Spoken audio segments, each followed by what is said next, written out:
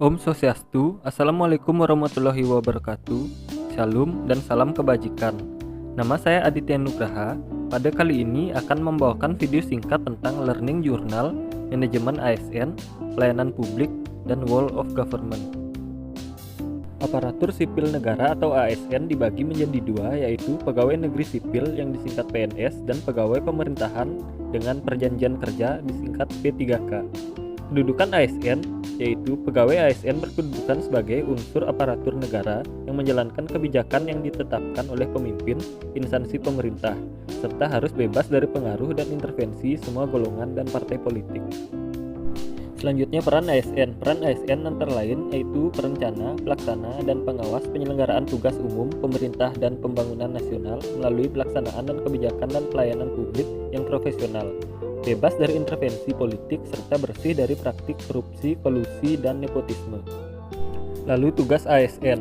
Tugas ASN melaksanakan kebijakan yang dibuat oleh pejabat pembina kepegawaian sesuai dengan ketentuan peraturan perundang-undangan, memberikan pelayanan publik yang profesional dan berkualitas, mempererat persatuan dan kesatuan negara Kesatuan Republik Indonesia. Hal yang membedakan antara PNS dan P3K dapat dilihat dari hak-haknya yang diperoleh. PNS mendapatkan hak-hak sebagai berikut, yaitu gaji, tunjangan dan fasilitas, cuti, jaminan pensiun dan jaminan hari tua, perlindungan, dan pengembangan kompetensi. Sedangkan pegawai P3K tidak mendapatkan jaminan pensiun dan jaminan hari tua. Kode etik dan kode perilaku ASN sesuai dengan pasal 5 UU nomor 5 tahun 2014. A. Melaksanakan tugas dengan jujur, bertanggung jawab, dan berintegritas tinggi. B. Melaksanakan tugasnya dengan cermat dan disiplin. C. Melayani dengan sikap hormat, sopan, dan tanpa tekanan. D. Melaksanakan tugasnya sesuai dengan ketentuan peraturan perundang-undangan. E. Melaksanakan tugasnya sesuai dengan perintah atasan atau pejabat yang berwenang sejauh tidak bertentangan dengan ketentuan peraturan perundang-undangan dan etika pemerintahan. F. Menjaga kerahasiaan yang menyangkut kebijakan negara. G. Menggunakan kekayaan dan barang milik negara secara bertanggung jawab, efektif, dan efisien. H. Menjaga agar tidak terjadinya konflik kepentingan dalam melaksanakan tugasnya. I. Memberikan informasi secara benar dan tidak menyesatkan kepada pihak lain yang memerlukan informasi terkait kepentingan kedinasan. J. Tidak menyalahgunakan informasi intern negara, tugas, status kekuasaan, dan jabatan untuk mendapatkan atau mencari keuntungan atau memanfaatkan bagi diri sendiri atau untuk orang lain. K. Laksanakan teguh nilai dasar ASN dan selalu menjaga reputasi dan integritas ASN. Dan I. Laksanakan ketentuan peraturan perundang-undangan mengenai disiplin pegawai ASN. Dalam menjalankan tugas dan menerima haknya, seorang ASN juga harus mengikuti kode etik ASN. Kode etik dan perilaku bertujuan untuk menjaga martabat dan kehormatan dari seorang ASN. Berikut fungsi dari kode etik. Kode etik berfungsi sebagai sebagai pedoman, panduan birokrasi publik atau aparatur sipil negara dalam menjalankan tugas dan kewenangan agar tindakannya dinilai baik. Kedua, sebagai standar penilaian sifat, perilaku, dan tindakan birokrasi publik atau aparatur sipil negara dalam menjalankan tugas dan kewenangannya. Dan ketiga, etika birokrasi penting sebagai panduan norma bagi aparat birokrasi dalam menjalankan tugas pelayanan pada masyarakat dan menempatkan kepentingan publik di atas kepentingan pribadi, kelompok, dan organisasinya. Konsep sistem merit dalam pengelolaan ASN. Sistem merit adalah kebijakan dan manajemen ASN yang berdasarkan pada kualitas, kompetensi, dan kinerja secara adil dan wajar dengan tanpa membeda-bedakan latar belakang politik, ras, warna kulit, agama, asal-usul, jenis kelamin, status pernikahan, umur, atau kondisi kecacatan. Sistem merit memiliki prinsip sebagai berikut, yaitu keadilan dan kewajaran, objektif, dan berbasis kinerja. Dan prinsip inilah yang akan menjadi pedoman pelaksanaan sistem merit dalam beberapa komponen pengelolaan ASN, seperti penyusunan dan penetapan kebutuhan, penilaian kinerja, pengembangan kompetensi, promosi, mutasi, dan penghargaan. Dan bagi organisasi, sistem merit akan mendukung keberadaan prinsip akuntabilitas yang saat ini menjadi tuntutan dalam sektor publik, sehingga akan didapatkanlah ASN yang kompeten dan sesuai dengan jabatannya kelak. Berikut merupakan alur dari manajemen PNS sesuai dengan sistem merit.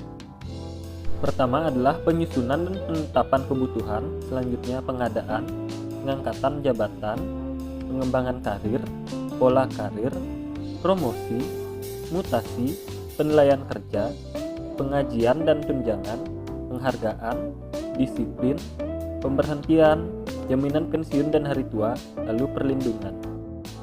Lalu berikut merupakan alur manajemen dari P3K sesuai dengan sistem merit. Pertama adalah penetapan kebutuhan, selanjutnya pengadaan, penilaian kerja, pengajian dan tunjangan, pengembangan kompetensi, penghargaan, disiplin, pemutusan hubungan perjanjian kerja, dan perlindungan. Sistem merit juga diterapkan dalam proses pengisian, penggantian, pengawasan dalam proses pengisian, jabatan pimpinan tinggi di instansi pusat maupun daerah. Berikut merupakan fungsi dari Korps Profesi Pegawai ASN. Pertama, pembinaan dan pengembangan profesi ASN. Kedua, memberikan perlindungan hukum dan advokasi kepada anggota Korps Profesi ASN Republik Indonesia terhadap dugaan pelanggaran sistem merit dan mengalami masalah hukum dalam melaksanakan tugasnya. Ketiga, memberikan rekomendasi kepada Majelis Kode Etik instansi pemerintah terhadap pelanggaran kode etik profesi dan kode perilaku profesi. Keempat, menyelenggarakan usaha untuk peningkatan kesejahteraan anggota Korps Profesi ASN Republik Indonesia sesuai dengan ketentuan peraturan perundang-undangan. Pelayanan publik merupakan kegiatan atau rangkaian kegiatan dalam rangka pemenuhan kebutuhan pelayanan sesuai dengan peraturan perundang-undangan bagi setiap warga negara dan penutup atas barang, jasa, dan atau pelayanan administratif yang disediakan oleh penyelenggara pelayanan publik. Pelayanan publik kemudian diatur dalam Undang-Undang Nomor 25 Tahun 2009 yang memiliki inti sebagai berikut: mengatur hak, kewajiban dan larangan, partisipasi dan pemberdayaan masyarakat, kewajiban pokok penyelenggara atau pemerintah. Pelayanan publik dapat diklasifikasikan menjadi 4. Pertama, pelayanan administratif, yaitu pelayanan yang menghasilkan berbagai bentuk dokumen resmi yang dibutuhkan oleh publik. Kedua, pelayanan barang, yaitu pelayanan yang menghasilkan berbagai bentuk jenis barang yang digunakan oleh publik. Ketiga, pelayanan jasa, yaitu pelayanan yang menghasilkan berbagai bentuk jasa yang dibutuhkan oleh publik. Yang terakhir, pelayanan regulatif, yaitu pelayanan melalui penegakan hukum dan peraturan perundang-undangan maupun kebijakan publik yang mengatur sendi-sendi kehidupan masyarakat. Dan setiap klasifikasi pelayanan publik tersebut harus memenuhi prinsip-prinsip pelayanan publik, yaitu kesederhanaan, kejelasan, kepastian waktu, akurasi, keamanan, tanggung jawab, kelengkapan sarana dan prasarana, kemudian akses, kedisiplinan, kesopanan, dan keramahan kenyamanan. Kualitas pelayanan publik dipengaruhi oleh prosedur pelayanan, waktu penyelesaian, biaya pelayanan, produk pelayanan, sarana prasarana, dan kompetensi petugas pelayanan. Pelayanan publik pada hakikatnya merupakan pemberian pelayanan yang prima kepada masyarakat yang merupakan kewajiban aparatur negara sebagai abdi masyarakat.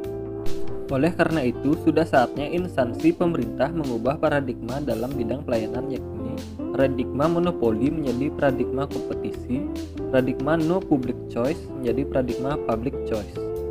Dan dengan begitu dapat memenuhi tujuan otonomi daerah, yaitu meningkatkan kesejahteraan masyarakat, meningkatkan pelayanan umum, dan meningkatkan daya saing daerah.